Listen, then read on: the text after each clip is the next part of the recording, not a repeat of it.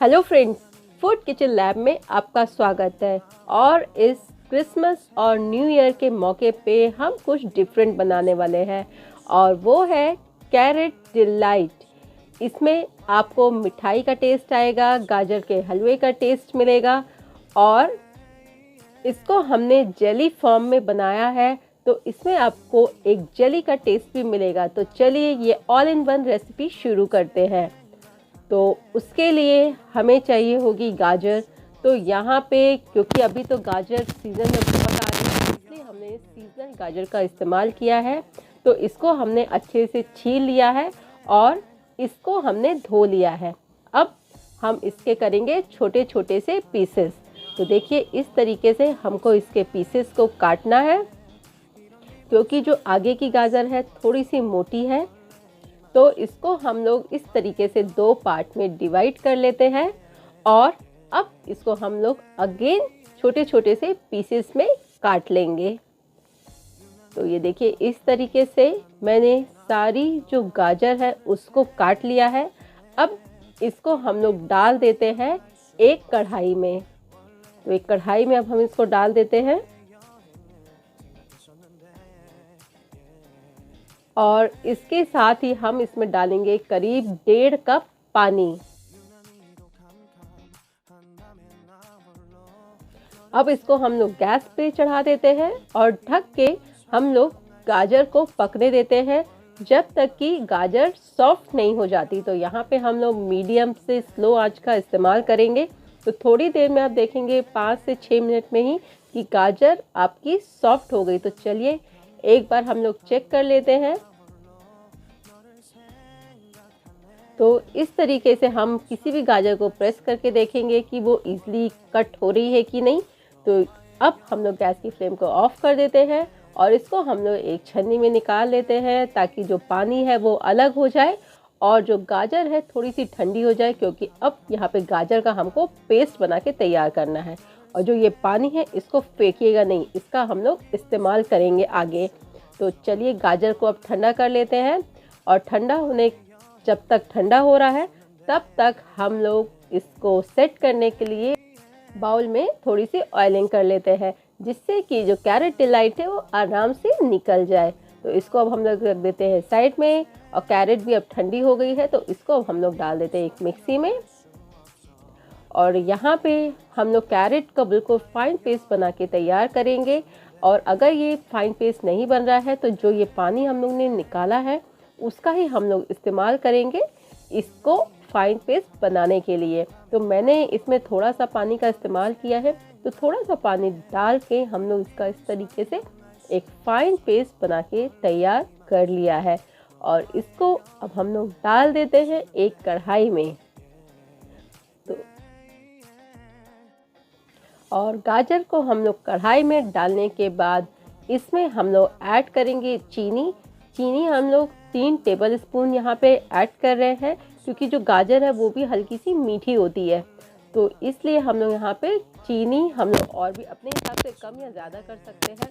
और जो ये गाजर का पानी बचा था तो ये मैंने आधा कप अलग कर लिया है और इसमें हम लोग डालेंगे कॉर्नफ्लोर। तो यहाँ पे मैं लगभग 2.5 बड़े चम्मच कॉर्नफ्लोर का इस्तेमाल कर रही हूँ और इसको हम लोग अच्छे से मिक्स कर देते हैं। तो ये देखिए इस तरीके से हमको इसको अच्छे से मिक्स करना है, ताकि इसमें कोई भी गांठ नहीं रह जाए। और इसको हम लोग डाल देते हैं गाजर जिस कढ़ाई में है उसमें हम लोग इसको डाल के मिक्स कर लेते हैं। तो ये सारी प्रोसेस हम लोग गैस से कढ़ाई को उतारने के बाद कर रहे हैं। जब ये अच्छे से मिक्स हो जाएगा तब हम लोग कढ़ाई को गैस पर चढ़ा देंगे। तो इस तरीके से मीडियम आंच पे हमको इसको लगातार चलाते हुए हमको इसको अच्छे से पकाना है। तो यहाँ पे हम लोग मीडियम फ्लेम में ही रखेंगे और इसके साथ हम लोग डाल देते हैं थोड़ा सा वेनिला एसेंस, जिससे इसका टेस्ट और भी ज़्यादा बढ़ जाता है। वेनिला एसेंस की जगह चाहे तो आप इलायची पाउडर का भी इस्तेमाल कर सकते हैं। बस अब इन सब चीज़ों को डाल के अच्छे से पकने देना। तो आप देख रहे हैं कि जो कलर है वो भी गाजर का चेंज हो गया है और ये अब थोड़ा पकना शुरू हो गया है, थोड़ा सा गाढ़ा हो रहा है। तो इसी तरीके से चलाते हुए हमको इसको थोड़ा सा और गाढ़ा कर लेना है। तो आप देख रहे हैं कि यहाँ पे कोई भी आर्टिफिशियल कलर का हम लोग ने इस्तेमाल नहीं किया है, उसके बाद भी कलर कितना अच्छा आया है। तो इसको थोड़ा सा और पका लेते हैं और उसके बाद जो हम लोग ने बाउल तैयार किए थे उसमें अब हम लोग इसको डाल देते हैं। तो यहाँ पे मैं टोटल 4 बाउल ले रही हूँ और चारों में हम लोग इसको डिवाइड करके हम लोग इसको अच्छे से इसमें डाल देंगे।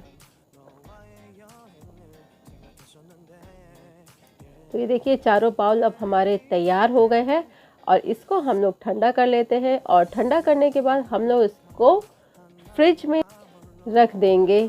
तो इसको हम लोग 3 से 4 घंटा या ओवरनाइट भी फ्रिज में रख सकते हैं। तो याद रखिएगा इसको फ्रिज में रखना है, फ्रीज़र में नहीं रखना है। तो इससे इस बात का ध्यान रखिएगा। यहाँ पे मैंने इसको ओवरनाइट फ्रिज में रखा, देखिए अच्छे से सेट हो गया है और अब हम लोग इसको निकाल लेते हैं। तो निकालना बहुत आसान है, इस तरीके से उंगली से हल्का सा हम लोग इसको प्रेस करेंगे। इस तरीके जो साइड है उसको हल्का सा आप करिएगा, क्योंकि जेली फॉर्म में है इसलिए ये आराम से निकल जाते हैं। उसके बाद इसको इस तरीके से रख दीजिएगा, 1-2 बार करेंगे तो ये आराम से आपकी निकल के आ जाएगी। तो देखा कितना इजी है ये कैरेट डिलाइट बनाना। और ये तो गाजर इस सीज़न में बहुत ज़्यादा आती भी है, तो ये बच्चों को भी बहुत ज़्यादा पसंद आएगी। तो ये देखिए ये हमारी जेली कैरेट डिलाइट बनके तैयार है। और इसको थोड़ा सा स्नो का टेक्सचर देने के लिए हम इसमें थोड़ा सा जो नारियल का बुरादा मार्केट में इजीली अवेलेबल होता है उसको इसमें हम लोग कोट कर देते हैं।